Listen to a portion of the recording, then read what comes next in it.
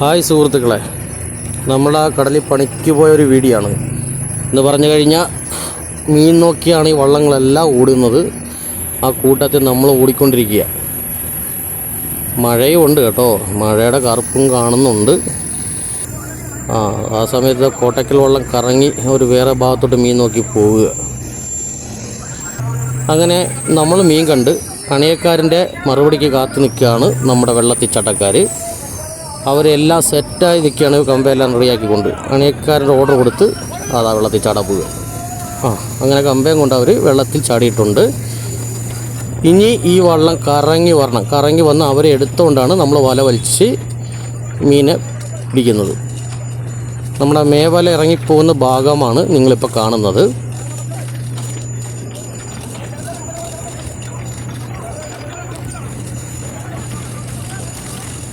പായ്പും ഉണ്ട്, അതിൻ്റെ ഒരു ഇതുണ്ട്. കാറ്റും മഴയുള്ള പായ്പ് ഉള്ളതാണ് സാധാരണ.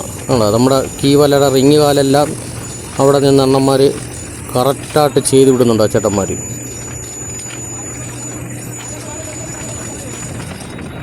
അങ്ങനെ അതേ രണ്ടാൾക്കാർ കിടക്കുന്ന നിങ്ങൾക്ക് കാണാൻ പറ്റുമോ എന്നറിയത്തില്ല വെള്ളത്തിൽ.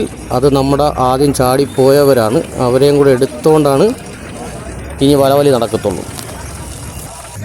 അങ്ങനെ റോപ്പും കൊണ്ട് ചാടിയവരെല്ലാം വള്ളത്തിൽ കയറി എല്ലാവരും തയ്യാറായി നിൽക്കുകയാണ്. അതുപോലെ വല വലിക്കാനുള്ള എല്ലാ ആൾക്കാരും റെഡിയായി. ഇനി ഈ റിങ് റോപ്പ് കയറണം. ഈ പച്ച റോപ്പാണ് ആ റിങ് റോപ്പ്. അത് മൊത്തം കയറിക്കഴിഞ്ഞാലേ നമുക്ക് വലവലി തുടങ്ങാൻ പറ്റത്തുള്ളൂ. കണ്ടാ ആ റിങ് കാലിൻ്റെ അവിടെ കിടക്കുന്നുണ്ട്. ആ റോപ്പുകളെല്ലാം വീഞ്ച് വഴി എടുത്തുകൊണ്ടിരിക്കുകയാണ് ഇപ്പോൾ നമ്മൾ.